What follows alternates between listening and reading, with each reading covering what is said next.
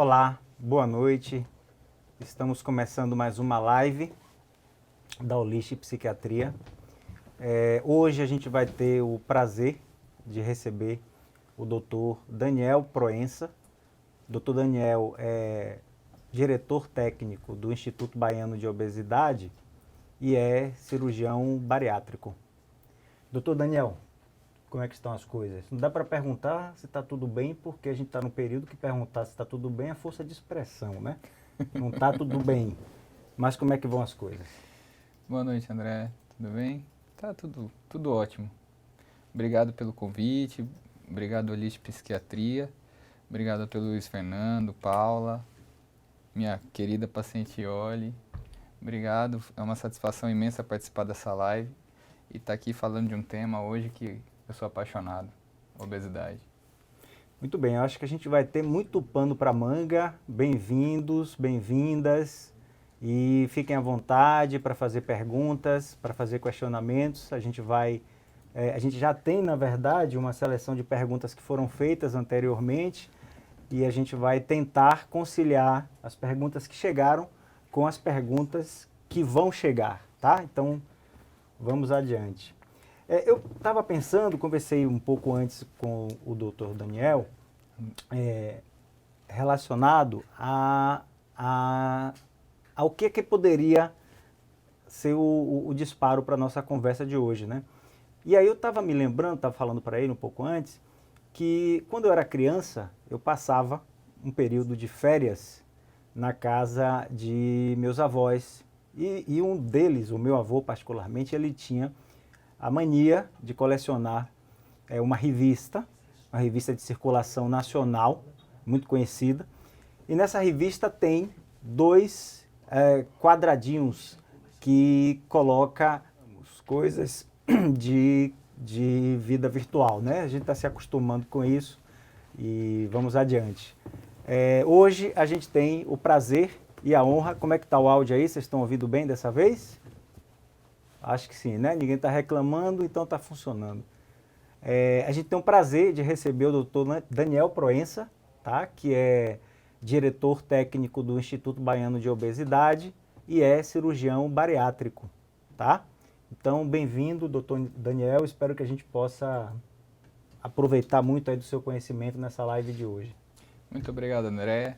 Obrigado, Olist Psiquiatria. Obrigado, Dr. Luiz Fernando, diretor técnico. Obrigado, Paula. Obrigado, minha querida paciente Oli, por ter me feito o convite de poder hoje estar aqui falando de um tema que eu sou apaixonado, que é a obesidade, certo? É um prazer imenso poder compartilhar um pouco desse conhecimento. Muito bom. Então, a gente recebeu algumas perguntas anteriormente, essas perguntas já estão aqui e vamos também responder as perguntas que vão chegar, tá? Então, fiquem à vontade para mandar perguntas, tá certo? Estou vendo aí que está entrando um monte de gente, que bom. Eu estava pensando, né, como é que a gente poderia disparar essa conversa hoje? E aí, eu estava me recordando da minha infância, né? Lá se vai 30, 40 anos. Eu passava as férias na casa dos meus avós. E um deles, o meu avô, tinha a mania de colecionar uma revista muito conhecida, uma revista de circulação nacional, que toda semana publicava os livros de ficção e os livros de não ficção mais vendidos, né? E aí tinha aqueles títulos nos livros de não ficção. Quem mexeu no meu queijo, Operação Cavalo de Troia. E aí tinha um para uma criança de 13, 14 anos que ficou reverberando, né? E se chamava, o título do livro era Só é Gordo Quem Quer, né? E aí, 40 anos depois, eu acho que a gente pode começar fazendo essa pequena provocação ao doutor Daniel. E então, doutor Daniel, só é gordo quem quer? André, uma resposta rápida. Não. Obesidade é muito maior do que um querer. Obesidade é uma doença. Obesidade é uma doença crônica que não tem cura, tem controle, tem tratamento. E o tratamento ele é composto de toda a sua multidisciplinaridade. E hoje estamos aqui formando uma dupla multidisciplinar, onde eu tenho um cirurgião e um psicólogo debatendo sobre um tema: como podemos envolver o paciente obeso Uhum. em todas as suas nuances. Então, enxergar a obesidade como um querer, ela transcende a visão da doença. Então, torna-se necessário o entendimento que a obesidade é uma doença crônica que não tem cura. Isso ficou evidente agora na pandemia. E ganhou muita ênfase a obesidade na pandemia. A segunda maior causa de... segundo maior fator de risco de óbito para a Covid é a obesidade. Por todos os seus fatores inflamatórios envolvidos, toda a resposta envolvida, fisiológica desse indivíduo. Uhum. Então, enxergar a obesidade como um querer é algo, um julgamento. E será que o querer do indivíduo obeso, ele não é maior do que as suas memórias? Uhum. Do que sobre seus tratamentos, suas ansiedades, suas compulsões? E aí eu devolvo para você, André. E devolve com uma expressão que eu acho que talvez nos ajude a pensar um pouco, que é a questão da compulsão. A compulsão, ela não está na ordem do querer, não está na ordem da pessoa conseguir controlar, né? Invariavelmente, a compulsão é uma defesa da pessoa contra a ansiedade, contra a angústia. E aí ela acaba, como dizia o Freud, encontrando uma solução na realidade. Ela começa, por exemplo, a querer lavar as mãos compulsivamente, contar a placa do carro, ver se a chave de casa está fechada. E dentre essas possibilidades, no rol das compulsões, pode estar a alimentação, né? A alimentação é algo prazeroso. A gente não pode negar o prazer que há na alimentação. Mas a partir do momento que a alimentação se torna a saída para a angústia, ela acaba encobrindo o que o sujeito muitas vezes não tem acesso, não é? Então é importante talvez pensar que há uma relação entre os efeitos da compulsão alimentar, por exemplo, né, no corpo, e isso tudo aí que o doutor Daniel colocou, dos efeitos biológicos mesmo da compulsão. E aí, uma segunda pergunta para a gente poder dar o pontapé, é possível tratar o corpo sem tratar anteriormente a cabeça? André, não. O indivíduo, ele não é formado de um corpo, de uma mente, de um braço, de uma perna. Um indivíduo é formado em todo um contexto, onde ele está envolvido em um meio externo, ele está envolvido no seu meio interno, ele está envolvido no seu ambiente familiar, no seu ambiente profissional. Então, tratar o corpo sem tratar a mente é impossível. Agora, existem momentos, André, onde o tratamento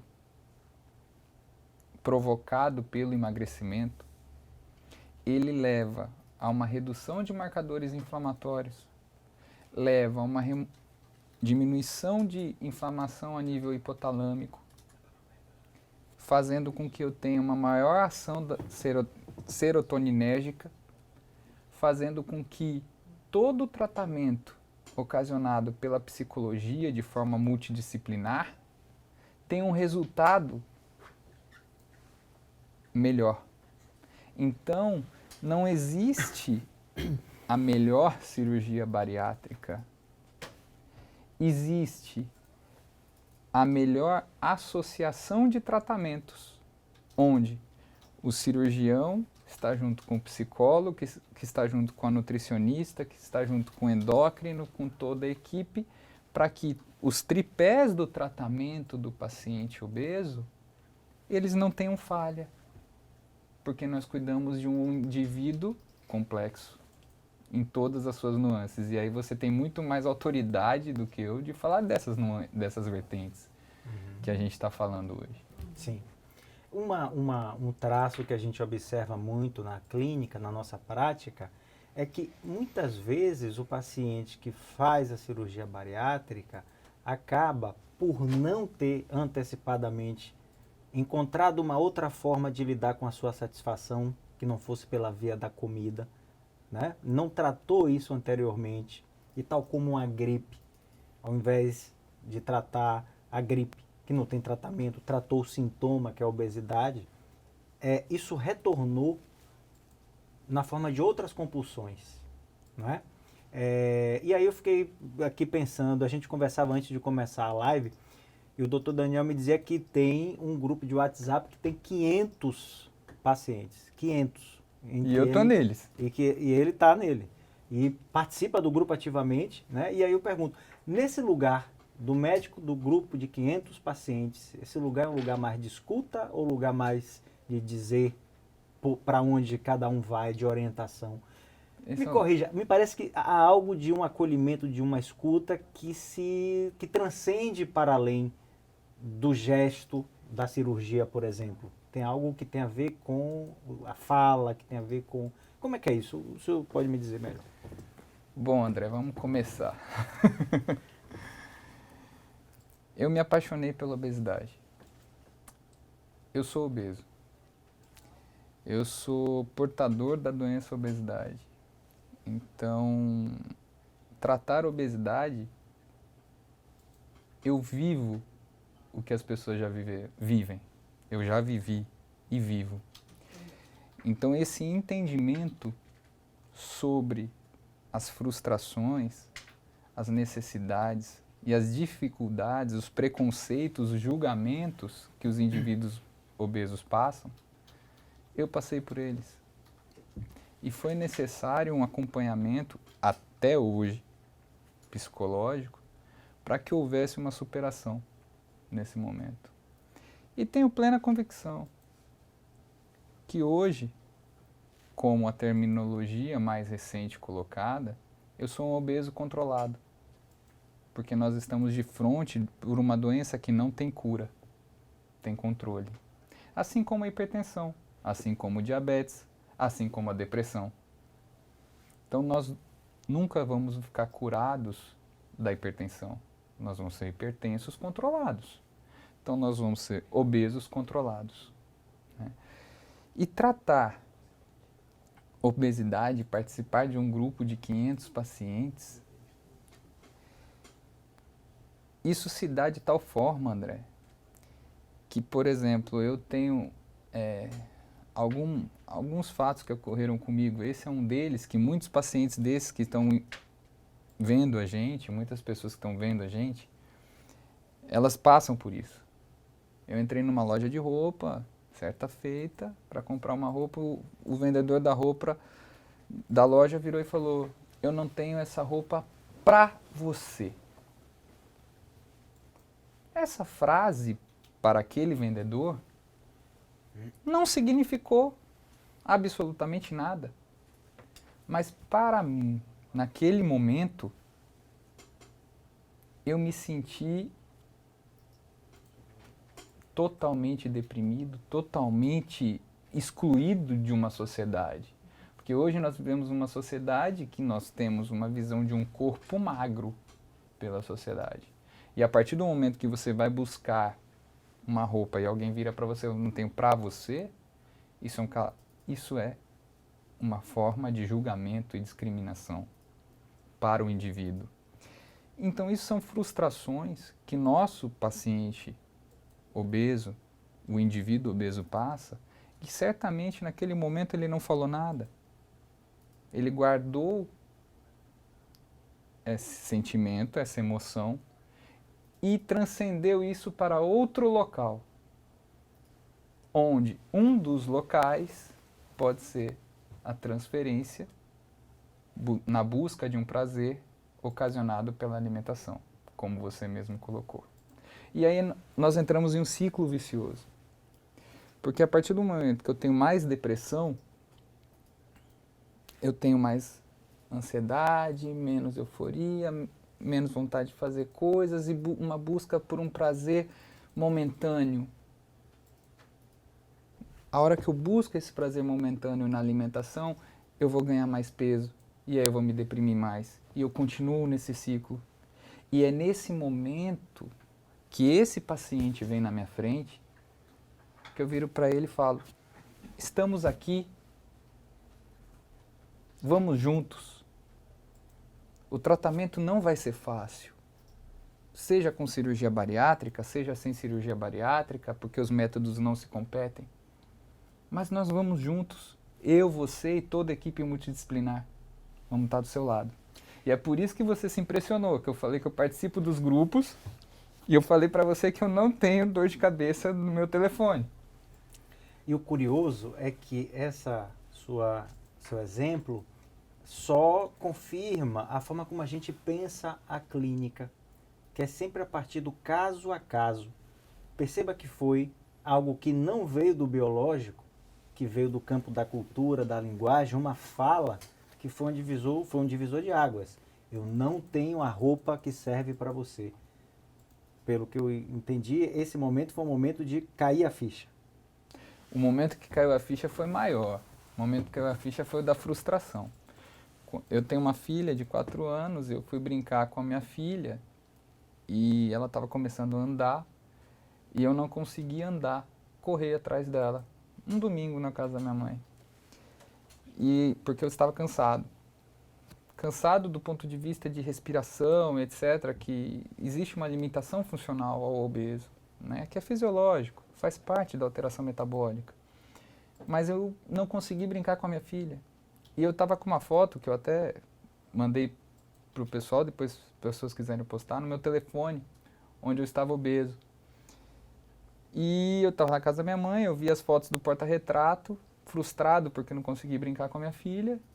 E eu olhei para a foto, olhei do telefone, olhei para o porta-retrato e falei: tem alguma coisa errada. E nesse momento eu fui buscar meu tratamento. E aí entra um outro ponto, André, que minha esposa está assistindo a gente, eu tenho que deixar um agradecimento. Ela foi a minha principal estimuladora naquele momento. Ela fez esse papel: eu tô aqui, vamos junto. E ela me acolheu. Então, o apoio familiar do indivíduo obeso é fundamental. Eu tenho pacientes, André, jovens, que a família, os pais, falam para esse jovem: você é um gordo, você é um obeso, você é uma baleia. Como esse adolescente se sente naquele momento que ele escuta tais agressões? Qual o acolhimento que esse indivíduo está sofrendo? E isso transcende a cultura da nossa sociedade, onde o indivíduo obeso ele é sempre olhado às margens. Uhum. Então, acolher e entender onde estão os gatilhos de cada pessoa. Exato. Os gatilhos de cada pessoa, né? É fundamental, certo? Então, esse tratamento, André, ele não pode ser um tratamento onde eu coloque 30 pessoas em um consultório, faça consultas em grupo, de forma não entendimento dos gatilhos de cada indivíduo. Uhum. Sim. Então, é necessário esse contato. É nesse ponto que eu acho que o nosso trabalho se cruza. Estão chegando algumas perguntas e eu vou fazer aqui a primeira da André Mascarenhas. Ele pergunta: a educação alimentar resolve a perda de peso? Educação alimentar. Existem vários estudos, André, que colocam o seguinte ponto. O fator alimentar, ele representa 80% da manutenção do peso. Atividade física, 10%, e genética, os outros 10%, certo? Nosso entendimento é necessário para o que a comida representa. O que aquele alimento representa? O alimento na nossa sociedade, ele representa afeto. Ele começa com a palavra, quando você está na sua casa, que você chama uns amigos, antes da pandemia, porque agora não pode mais. Você fazia uma comemoração. Comemoração começa com comer. Qual é a primeira coisa que a maioria das pessoas se preocupam quando a gente tem uma confraternização, uma reunião de amigos? O que vai ter para comer, o que vai ter para beber? Então, o que esse alimento representa para esse indivíduo? É fantástico esse entendimento, porque a gente tem pessoas, dentro do tema obesidade, onde o alimento é a fuga de todo um histórico de abuso, de depressão, de violência. Eu tenho uma quantidade gigantesca de mulheres obesas abusadas e violentadas, onde o alimento realmente é uma fuga de prazer. Uhum. Seguindo aqui com as perguntas, basta estar gordo para ser um candidato à cirurgia bariátrica, como outros fatores são levados em conta? Só para deixar claro para o pessoal que está assistindo, a gente tem perguntas que já estavam aqui, perguntas que estão chegando no celular. Então eu estou acessando os dois veículos aqui para tentar dar conta das que chegaram e das que vão chegar. Existe, André, indicações e contraindicações específicas para o tratamento de cirurgia bariátrica. Está regulamentado que todo paciente com IMC é o peso dividido pela altura ao quadrado, acima de 35 com doença associada ou acima de 40 sem doenças associadas, é um candidato à cirurgia bariátrica, né? Cirurgia bariátrica, ele não é o único método para controle da obesidade, mas também não existe um confronto que a sociedade entende. Cirurgia bariátrica ou acompanhamento com nutricionista e psicólogo e nutrólogo e endócrino. Não existe essa disputa. Os métodos se complementam. Afinal, se você é um hipertenso e eu lhe prescrever 10, 15 remédios para tomar diariamente, você vai na farmácia e vai comprar os 10, 15 remédios e tomar os 10, 15 remédios. Por que no tratamento da obesidade nós temos um julgamento sobre a cirurgia bariátrica? Onde é um tratamento eficaz, é um tratamento quando associado a uma equipe multidisciplinar, uma boa indicação, um bom acompanhamento, a associação dos métodos é extremamente eficaz no controle das doenças. Cirurgia bariátrica não é para estética. Cirurgia bariátrica é para saúde. Doutor Daniel, pegando esse gancho, a gente percebe que talvez haja aí uma banalização de alguns procedimentos médicos, né? Estéticos. A gente vive uma época de culto à imagem. É curioso que a gente vive uma época de culto à imagem, de cultura do excesso, tipo, é preciso fazer tudo, ser mais inteligente do que todo mundo, ser mais competitivo, ser mais atlético.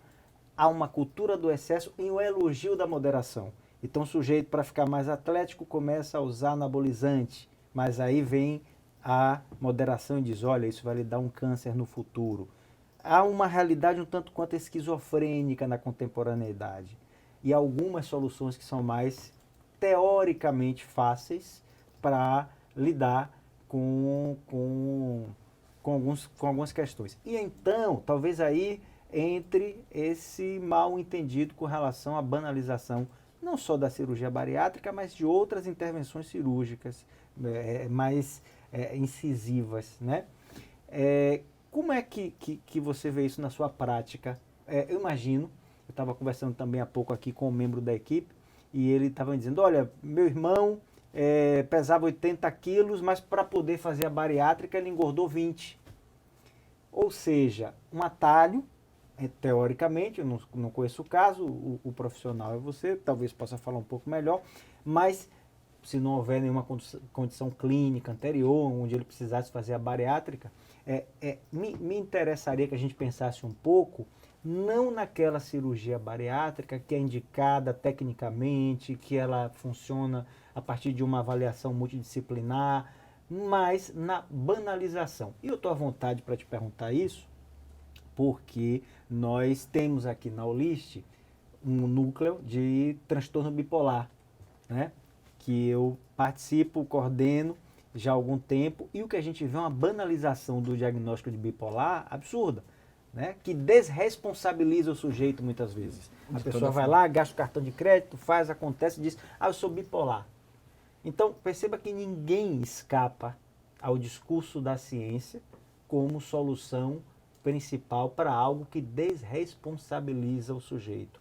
Então, como é que é estar nessa corda bamba entre o técnico e o mercado e o culto à imagem? Essa pergunta eu acho que vai durar umas 2 horas, mas a resposta, mas eu acho que é importante. André, essa pergunta é simples. Faça o melhor que você puder fazer para o indivíduo, não para o estômago. Uhum. Olhe para o indivíduo, não para o estômago. Existem pessoas que chegam no meu consultório e falam, doutor, eu sei que eu estou obeso, eu sei que eu tenho indicação de fazer cirurgia bariátrica, mas eu não quero fazer. Me cabe, como profissional técnico e ético, respeitar o momento daquela pessoa. É um desejo dela. Cabe a mim orientá-la. A despeito do seu desejo, o método que melhor se adequa ao seu quadro é a associação da cirurgia com atividade física, com acompanhamento. Existe um percentual de pessoas com excelente resultado dentro das doenças associadas que o senhor ou a senhora tem, e a gente vai trabalhar no caso a caso. No caso a caso. Essa pessoa normalmente, mais de 80% delas falam, doutor, é verdade, eu tenho uma série de doenças. E eu vou colocar uma pergunta para o nosso telespectador. Quantos obesos de 70 anos, saudáveis, nós conhecemos? São poucos. A maioria desses pacientes já tiveram algum evento cardíaco, AVC, estão com problema na coluna, no joelho, enfim, que são problemas associados à obesidade. Uhum. Existe um viés da pergunta que você me fez, e esse viés é muito interessante, que as pessoas olham para a cirurgia bariátrica como um caminho mais fácil. A sociedade olha, você emagreceu, por quê? Porque você fez cirurgia bariátrica, assim qualquer um emagrece. Tem uma série de pacientes meus assistindo essa live. Não existe caminho mais fácil. E esse exemplo é dado no consultório. Se você quer conseguir chegar a um objetivo, você vai ter responsabilidade, você vai ter que fazer escolhas, e boas escolhas. Assim como na bipolaridade. O indivíduo, ele tem que entender que ele é responsável pela mudança em todos os seus tangentes. Se ele quer um corpo diferente, se ele quer uma saúde diferente, se ele quer um momento na sua vida diferente, se ele quer um envolvimento familiar diferente, as atitudes desse indivíduo vão ter que mudar. E a cirurgia bariátrica é uma ferramenta, um passo para isso. Uma pergunta que chega de Fabiana Matos. Tudo bem, Fabiana? Ela pergunta o seguinte: quando entra a fibromialgia crônica, o transtorno afetivo bipolar e a compulsão me vê obesa de 1 ano e meio para o outro?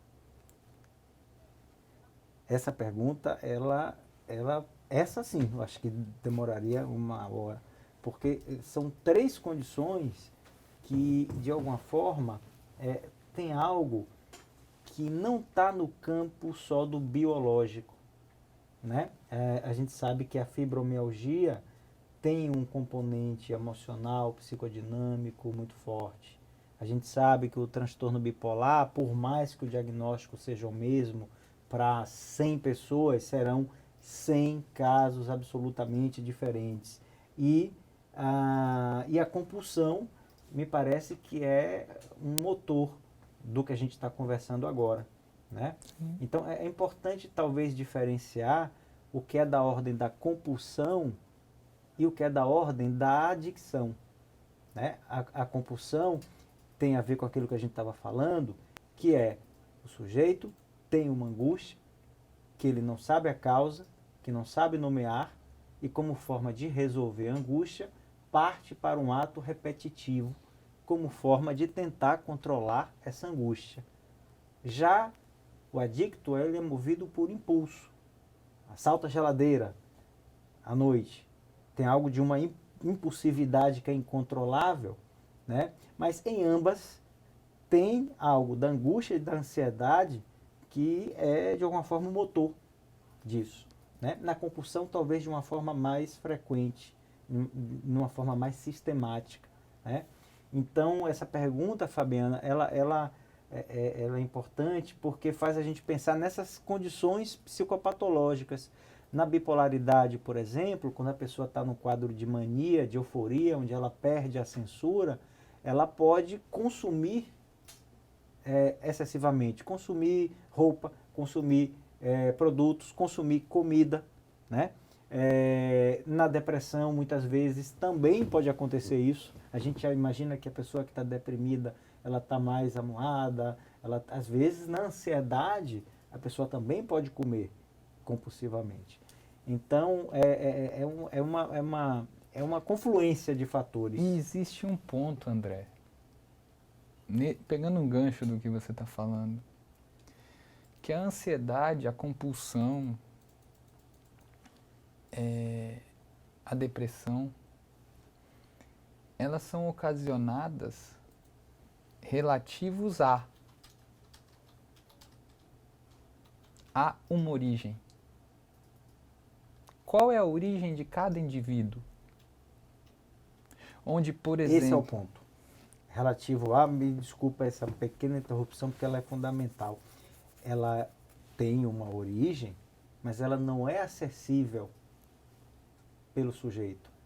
E não estar acessível pela pessoa faz com que, como forma de saída, ela se transforme numa compulsão visível. Aquilo que eu falei da solução para fora, né? Por incrível que pareça, por mais que a gente ache que o transtorno obsessivo da pessoa que está o tempo inteiro voltando em casa para poder ver se o gás está desligado, que ali está o sintoma da doença, muitas vezes aquela é a solução que a pessoa encontra para aquele momento dar uma cara, um ritual para uma angústia que ela não sabe nomear. Aí entra uma questão, doutor Daniel, que muitas vezes separa os locais de saber da psicanálise e da medicina, né? Porque para a psicanálise ela se ocupa desses restos, né? O Lacan, ele dizia que a psicanálise ocupa um lugar extraterritorial, um lugar marginal, que muitas vezes passa batido pelo ouvido médico, né? Esse é um exemplo do que eu estou dando. E existe aí, André, um ponto no envolvente cirurgia bariátrica. Mais de 90% dos pacientes abandonam o acompanhamento psicológico no 3º mês. Até o 3º mês. Eles vão ao psicólogo, e você deve passar por isso na sua prática, porque existe uma necessidade de uma avaliação psicológica e de emissão de um relatório, de um laudo, para poder ter viabilidade para realizar uma cirurgia bariátrica. Mas será que minha preocupação ela se deve a um laudo, a uma liberação, ou eu tratar as minhas origens, as minhas causas, as minhas dores, as minhas compulsões?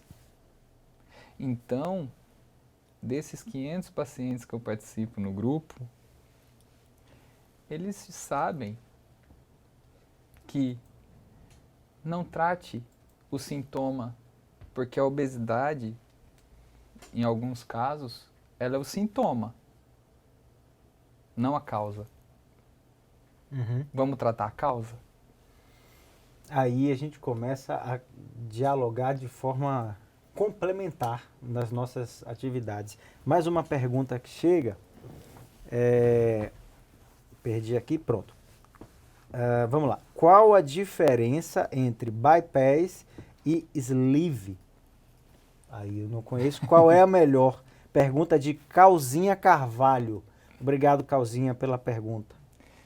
Calzinha, vamos lá.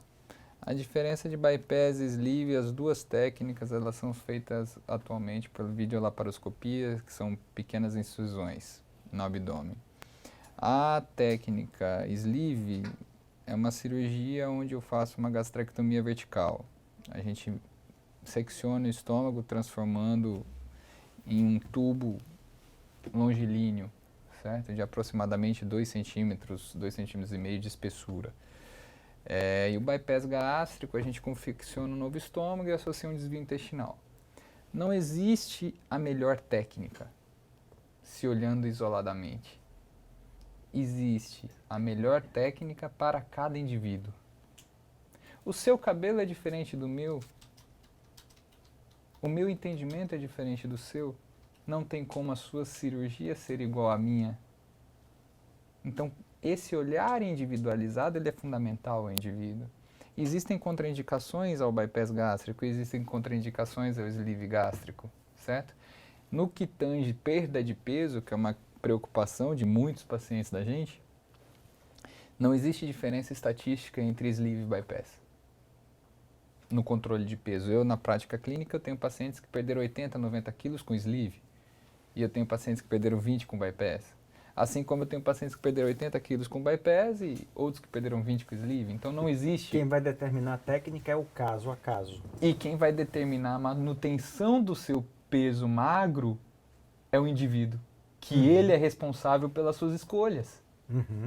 Então nós não podemos simplesmente entender como no paciente bipolar que ele não tem responsabilidade sobre os seus atos. E aí chega uma pergunta justamente sobre isso. André, essa veio endereçada. As pessoas bipolares estão mais vulneráveis a se tornarem obesas, a desenvolverem compulsão alimentar? A pergunta é de Gabi Guimarães. Gabi, como é que você está?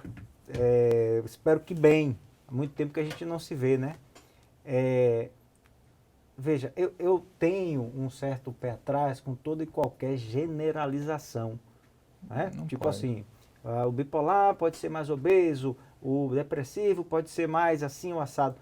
O que é fato é que a compulsão, quando tem como objeto o ato de comer, tem como efeito secundário o ato de engordar. Não é? Então, isso independe, Gabriela, necessariamente do diagnóstico que você tem, psiquiátrico dizendo, né? O diagnóstico psiquiátrico. Isso depende da sua relação com a sua compulsão, né?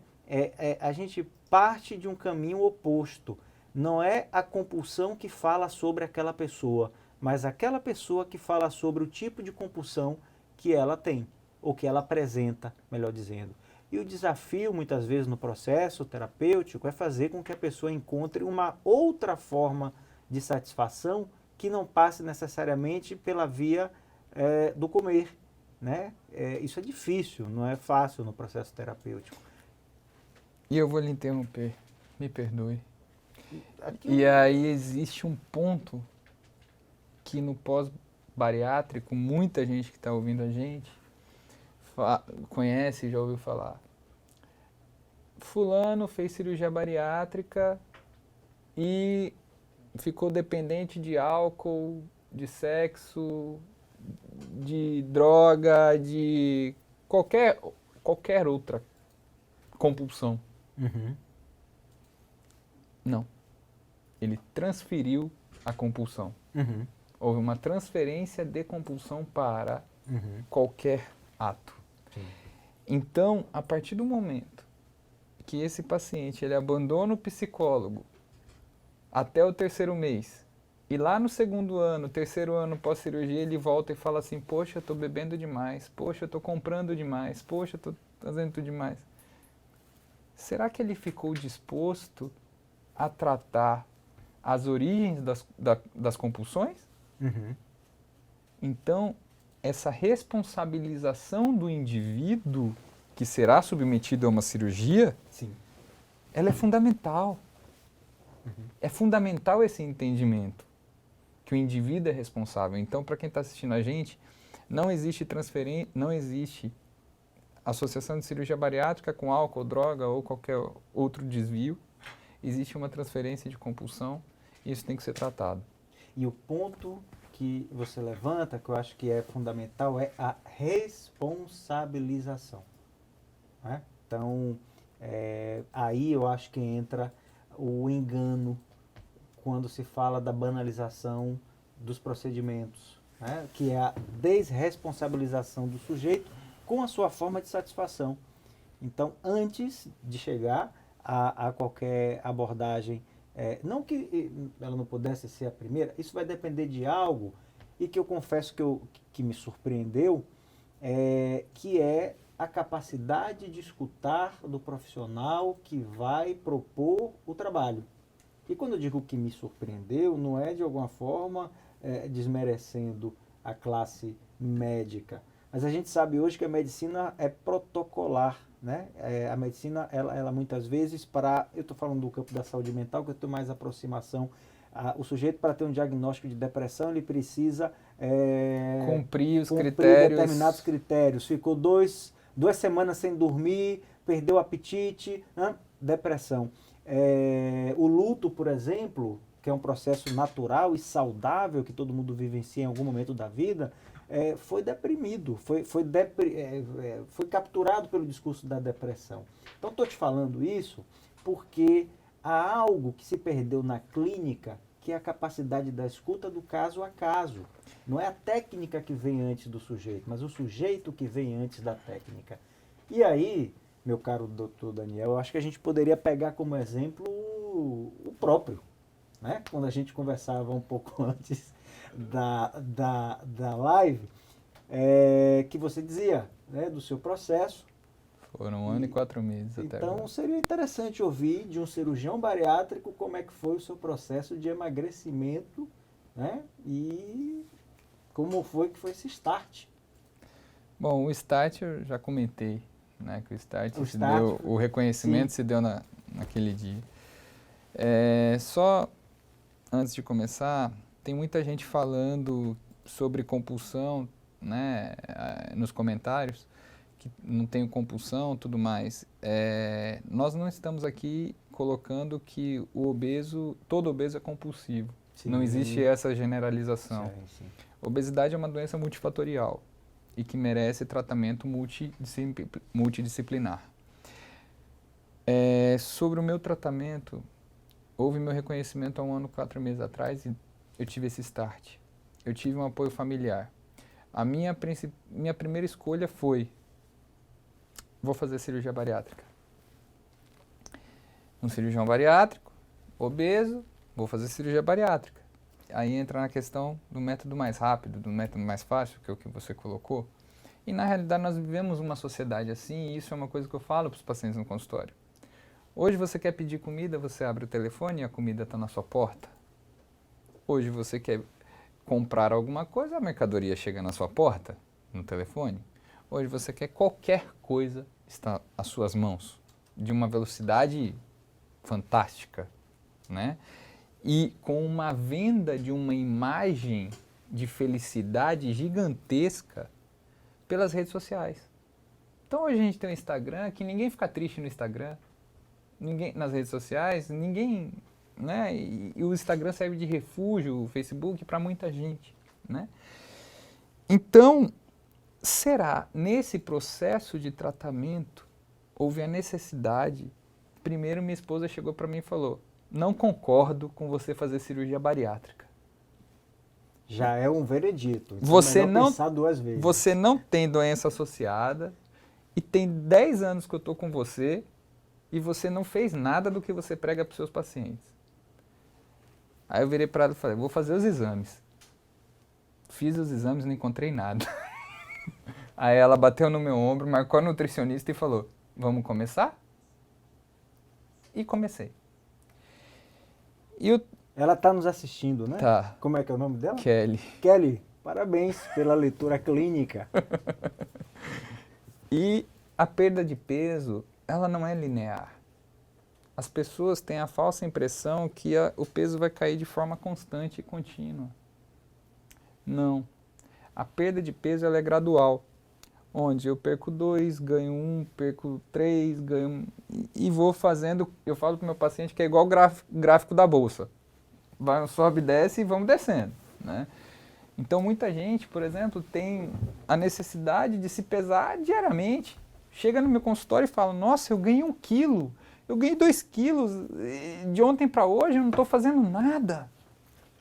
Calma, mantenha seu foco. Se você quer esse corpo, se você quer essa saúde, construa um degrau de cada dia, de forma sólida, de forma concisa. Sim.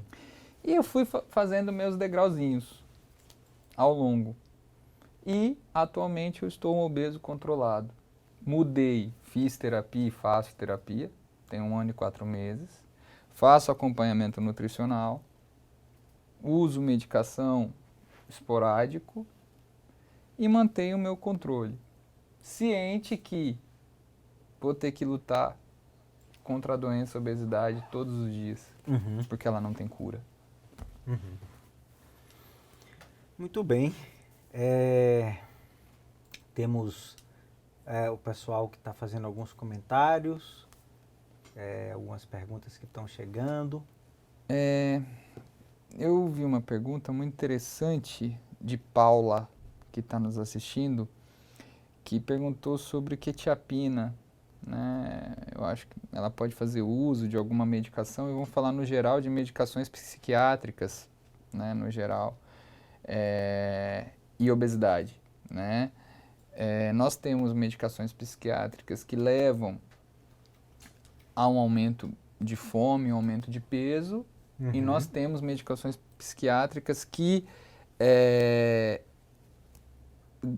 ajudam na perda de peso, né? Temos vários exemplos, né? Então, a quetiapina, ela tem um viés para aumento de peso, né? Então, assim, aí é uma linha muito tênue que o psicólogo e o psiquiatra ficam, porque do ponto de vista da saúde mental, esse indivíduo necessita daquela medicação para ter uma estabilidade, um controle, mas por outro lado ele pode levar um ganho de peso associado. Então volta-se a necessidade de uma análise de cada caso a caso. E esse é um dos fatores de desistência do tratamento, muitas vezes, psiquiátrico, não o ganho de peso, né?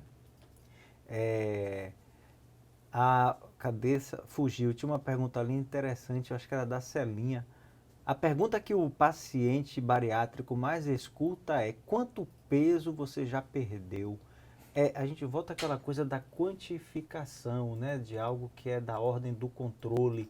Imagine que isso deve ser uma fonte de satisfação muito grande para quem consegue perder peso, mas também pode ser uma fonte de angústia muito grande também para quem de alguma forma não consegue tratar, voltamos ao tema, da compulsão que motivou o ganho. Então perceba que essa pergunta pode ser muito... Existe uma linha, André, que eu falo para o paciente que tem paciente que vive uma montanha-russa, literalmente. Porque a grande alegria desse paciente é quando ele vê recorrentemente naquele primeiro ano, 18 meses, 2 anos, o peso caindo de forma fantástica. Aquilo que ele sempre sonhou a vida toda. A partir do segundo ano, há uma estabilização do peso e um reganho natural de aproximadamente 10% do peso. E quando ele começa a ver os números da balança que só caíam subir, aí vem a principal ponto fantástico que diferencia o paciente que é acompanhado, bem acompanhado pela terapia.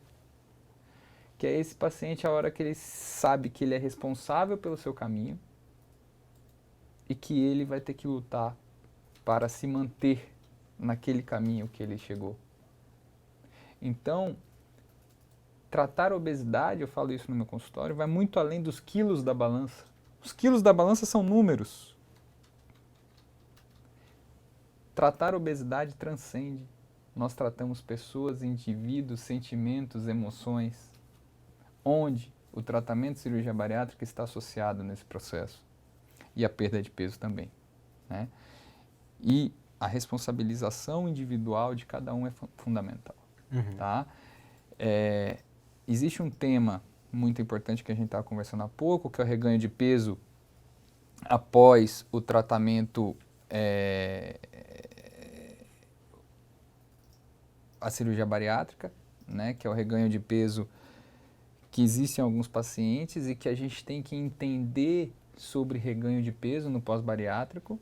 E esse entendimento ele é necessário porque por tudo que a gente conversou antes dessa live que a gente estava sentado conversando. E deixa eu aproveitar, Daniel, porque tem uma pergunta ali da Nandinha Barreto que casa um pouco aqui, complementa a pergunta da... Nandinha é minha paciente. Ah, abraço, é? Fernanda. Abraço, Mário. Não apareceu aqui o nome da pessoa que perguntou, mas a pergunta da Nandinha casa com essa aqui, ó. Qual o melhor tratamento para compulsão? Pergunta de saúde no corpo e mente. Parece que é algum Instagram. E a Nandinha pergunta: Dr. Daniel, fale um pouco sobre o sentimento de culpa em comer doces ou alguma besteira após cirurgia. Falar qual que é o melhor tratamento para a compulsão e a culpa que vem depois de comer doce são coisas que se casam. Depois o Dr. Daniel vai poder complementar, porque aí entra na parte psíquica, não é? Que é justamente aquilo que a gente estava falando. Se você não trata a compulsão, depois disso vem uma fatura, que é você continuar, por exemplo, comendo doce após a cirurgia ou migrar para o álcool. E a compulsão, não se inventou ainda uma droga mágica que controle a compulsão. A compulsão só pode ser tratada a partir do momento que ela pode ser falada, quando ela pode ser narrada para um profissional, psicólogo no caso, né? Já que ela encobre uma angústia que a pessoa nem sequer sabe qual é. Agora, será que esse sentimento do comer doce ou alguma besteira e se sentir culpado, ele é só após a cirurgia? Será que o indivíduo obeso, previamente à cirurgia, que ele foi em algum fast food e comeu ali 3 hambúrgueres, e logo depois que passou aquele evento compulsivo, que ele cai sobre si, ele... Para que eu fiz tudo isso? E ele se deprime. Será que isso não é um sentimento que vem desde previamente à cirurgia? E merece um tratamento? E tem que ser tratado? E existe um outro ponto, André, nesse ponto, que é o julgamento das pessoas que estão fora. E aí tem 2 pacientes minhas falando, que é a Fernanda e a Dona Maria Santos, que elas estão falando o seguinte, que é o julgamento da sociedade. Porque o indivíduo faz cirurgia bariátrica, se expõe a uma cirurgia, se expõe a algum risco de complicação, e aí a sociedade, ele está no ambiente familiar, o familiar vira para ele e fala: nossa, você vai comer essa comida você não pode comer, você fez cirurgia bariátrica, você vai jogar seu tratamento fora. Então existe uma pressão pela sociedade sobre aquele indivíduo porque ele fez cirurgia bariátrica, ele é um robô. Não. Existe direito de escolha, existe todo um tratamento de base feito. Afinal, aquele momento de confraternização, ele é um momento que ele vai estar ali com a família dele, que ele vai estar bem, etc. Mas e todos os bastidores que esse indivíduo faz? Eu falo para todo paciente meu que nós temos 28 possíveis refeições durante a semana, né? Que é café, almoço, lanche e janta, diariamente. São 28 refeições na semana. Será que é aquela pizza do sábado? Será que é aquele churrasco do domingo, que é ele que vai jogar sua dieta fora? É ele que vai jogar todo o seu trabalho de base fora? Obviamente, se você comer 2 pizzas, aí certamente vai ser complicado, mas uma fatia de pizza, será que é essa fatia que vai jogar todo o teu trabalho de uma semana fazendo atividade física, todo um acompanhamento, né, bem feito? Eu passei uma situação, um tempo, que eu tive um conhecido que ele não quis comprar ovo da Páscoa em um ano. A gente está perto da Páscoa agora e vamos remeter. Porque trouxe uma memória que em uma Páscoa foi a partir do momento que ele começou a comer doce e não parou. E aí ele criou essa memória e falou, não vou mais comer doce, não vou mais comprar ovo de Páscoa porque eu vou trazer isso. Então será que esses gatilhos, essas memórias a gente não precisa evidenciar? Nesse, né? Ter um olhar? Então, vamos ter um olhar individualizado a cada um. Não está dissociado da linguagem, do que captura na pessoa, da fala que vem do outro, né? A autoimagem nunca é uma autoimagem, é uma imagem que vem a partir da relação com o outro. A gente vai se construindo a partir do olhar do outro, né? A gente está chegando aqui no fim, o pessoal, Matheus aqui está sinalizando que o nosso tempo está concluindo e queria agradecer novamente a presença de Dr. Daniel e falar, antes de passar a palavra para as considerações finais, anunciar que a gente vai ter a nossa próxima live justamente sobre como lidar com a compulsão, tá? Com a psicóloga Liz Fernanda, que é psicóloga e psicanalista, especialista em saúde mental, e o psicólogo e psicanalista Marcelo Manhelli, também psicólogo e psicanalista aqui da clínica. São 2 profissionais que eu reputo a maior competência e eu vou assistir, é imperdível, tá bom? Vai ser no dia 7 de abril, às 19h30. Já é na semana que vem, né, Matheus? Na próxima semana, né? Quarta-feira, 19h30. Tá bom? Então, doutor Daniel, mais uma vez, obrigado pela sua presença. Foi muito boa a conversa e suas considerações finais. André, obrigado pelo convite, obrigado Holistic Psiquiatria. Estou à disposição sempre que vocês quiserem uma conversa. Quem gostou dessa live, segue também a gente, Instituto Baiano de Obesidade, a gente tá lá, a gente tira todas as dúvidas, as perguntas que porventura a gente não conseguiu responder nesse momento, a gente vai responder uma a uma para cada pergunta importantíssima que foi feita. Obrigado a todos e sigamos em frente, cada um no seu tratamento. Obrigado, boa noite. Obrigado.